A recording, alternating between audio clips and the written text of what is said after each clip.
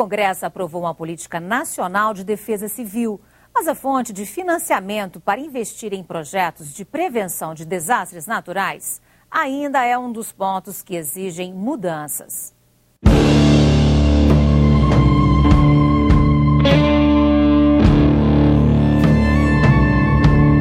Janeiro de 2011, região serrana do Rio. A chuva intensa provocou uma sequência de deslizamentos nas encostas dos morros. 905 pessoas morreram soterradas e 2 anos depois da tragédia, quase 200 vítimas ainda estão desaparecidas. Uma área que até hoje convive com o perigo. Ao contrário do dito popular, aqui o raio cai 2 vezes no mesmo lugar. Então, se você mora, por exemplo, numa zona de serra, principalmente se estiver naquela região inclinada, se você está por aqui assim e vê uma concha desse jeito desmatado, é sinal de que aqui já houve um escorregamento. E é muito provável que, se tiver inclinado, se tiver aquelas condições de chuva, vai escorregar novamente. Depois da catástrofe, uma série de manifestações alertou o país para o risco de novos desastres naturais.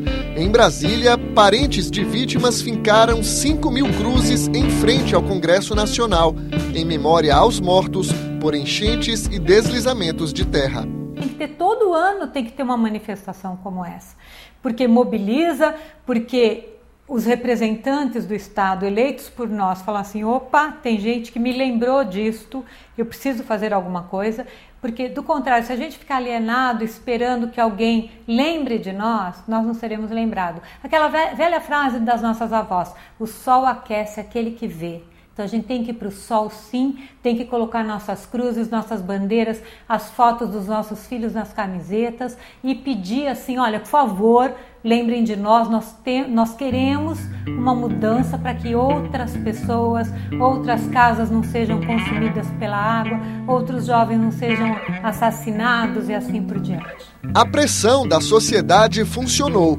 O Congresso aprovou em 2012 uma medida provisória que cria a Política Nacional de Proteção e Defesa Civil. O projeto que nós aprovamos aqui, que é um avanço, primeiro porque desburocratiza os entendimentos entre municípios, estados e a federação para mais rapidamente liberar recursos. Quer dizer, os municípios e os estados criam planos de trabalho e rapidamente o processo caminha, os recursos são liberados. Ao mesmo tempo, nessa medida provisória, o que estava estabelecido é que você fizesse um levantamento nas áreas urbanas das regiões que apresentavam riscos. Por quê? A partir desse plano todo em nível federal, a União poderia se preparar, especialmente nos meses de janeiro, quando nós temos aí chuvas torrenciais com os problemas que, lamentavelmente, nós enfrentamos, inclusive com perda de vidas. Pela lei, a União deve apoiar estados, Distrito Federal e municípios no levantamento das áreas de risco, manter um cadastro nacional das cidades sujeitas a deslizamentos e inundações e produzir alertas sobre possíveis desastres naturais. São funções dos estados apoiar a União no reconhecimento de situações de emergência e de calamidade pública e ajudar os municípios no mapeamento de encostas e margens de rios. Já as cidades ficam obrigadas a fiscalizar a ocupação do solo, vistoriar casas e prédios em situação de perigo, organizar abrigos provisórios e realizar regularmente exercícios simulados de evacuação em áreas de risco. Mas, segundo a Confederação Nacional dos Municípios, muitas prefeituras não têm dinheiro para assumir tantas obrigações. É mais uma sobrecarga.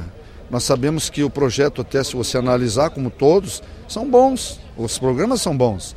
O problema se resume a uma questão: como financiar e depois como fazer essa gestão dessa determinação. Então, o que nós precisamos entender em definitivo é que, enquanto o governo federal, e não estou falando do governo Dilma, estou falando de todos os governos que constituem essa federação, não olhar isso com mais afinco e ver que isso é um sistema que todos têm que trabalhar e quem tem mais recursos tem que entrar com mais, né, para poder fazer gestão depois também, nós vamos continuar num faz de conta, que tem a lei, mas como é que ela é cumprida ou não é cumprida? Então nós precisamos fazer leis que sejam boas e sejam cumpridas também. Infelizmente existe uma burocracia, essa burocracia ela tem que ser realizada porque são questões de ordem legal, e isso aí atrapalha muito a questão, porque a questão às vezes é emergencial e muitas vezes a gente não pode esperar, mas infelizmente tem que seguir esse ritual e eu espero que o próprio Congresso Nacional mude essa legislação para que fique mais acessível aos municípios no momento desse de crise, que a gente possa ter acesso mais rápido aos recursos para minimizar com mais rapidez os problemas existentes com relação à seca. A lei trouxe avanços, mas tem uma limitação: não prevê orçamento para as ações de defesa civil. O relator Cacildo Maldaner sugere mudar o Fundo Especial para Calamidades Públicas, o FUNCAP. Ele é autor de um projeto que destina ao fundo 1% dos prêmios de seguro vendidos no país, o equivalente a 2,5 bilhões de reais por ano, levando em conta a arrecadação do setor em 2012. Na hora de recolher, por exemplo, de um carro, custa R$1.000 o prêmio do seguro, R$1.000. 1% disso, esses R$10, vem para a Defesa Civil Nacional, fica 1/3 da Defesa Civil Nacional. O outro terço vai para a Defesa Civil do seu respectivo estado, onde foi gerado esse seguro. E mais 1/3 para fechar o inteiro, vai para o respectivo município onde foi o carro emplacado, onde foi a gênese do seguro.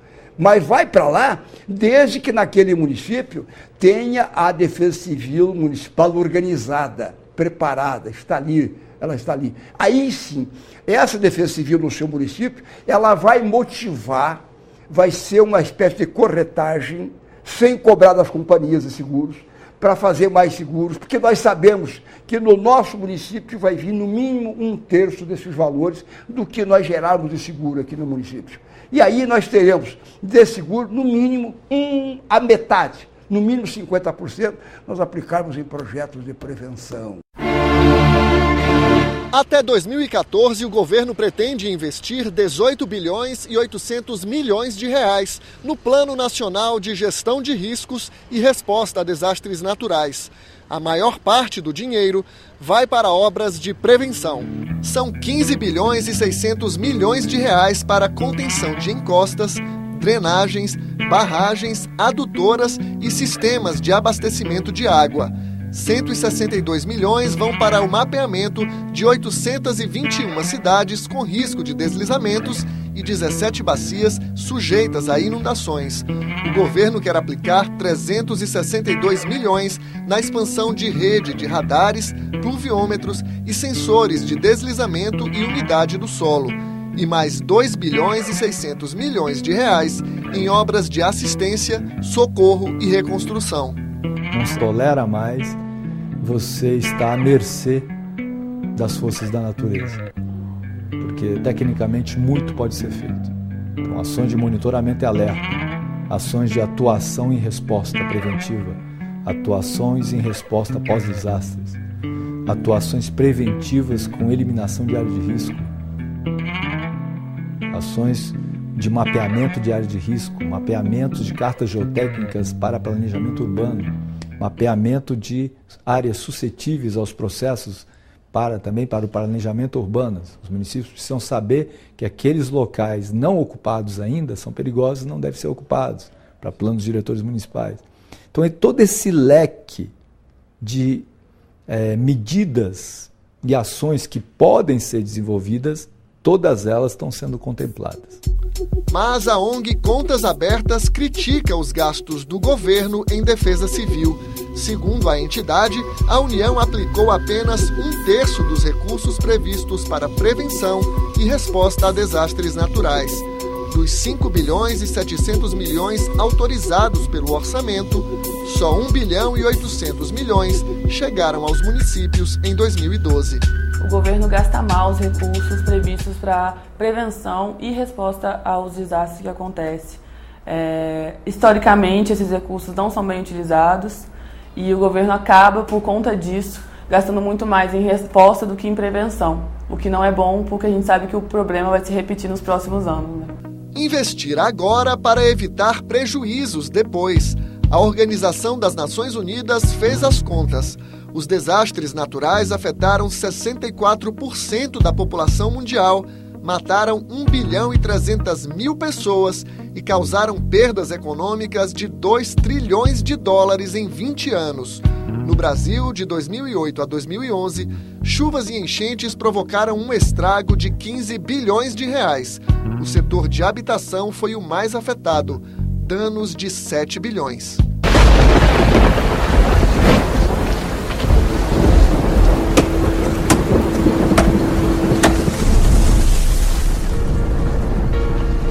A ONU divulgou uma campanha para tentar diminuir o impacto dos desastres naturais.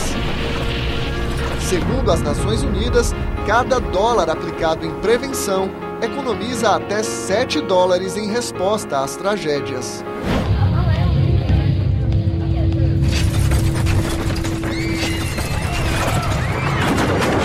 Os investimentos feitos durante o processo de desenvolvimento reduzem esses riscos e, ao mesmo tempo, o custo e o impacto dos desastres naturais.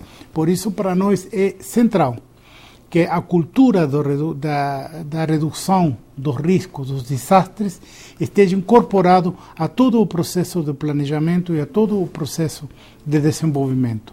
O PNUD, Programa das Nações Unidas para o Desenvolvimento, negocia um projeto de cooperação com o governo brasileiro para evitar novas catástrofes. Temos começado um projeto com o Ministério da Integração Nacional, a Secretaria da Defesa Civil, no qual vamos compartilharmos as experiências que temos desenvolvido a nível mundial, a nível de capacitação dos funcionários locais, de melhorar a estrutura de resposta e de monitoramento das defesas civis locais e também a utilizar o prestígio institucional e o conhecimento das Nações Unidas para apoiar a difusão da cultura da redução dos riscos. Isso é central, porque não é só uma tarefa do governo e dos governos. A cultura da redução dos riscos tem que estar inclusa em toda a população. A cultura da redução dos riscos tem que estar incorporada não só respeito aos desastres naturais, mas para todas as atividades pessoais. E não temos que ter tragédias para lembrar essa situação.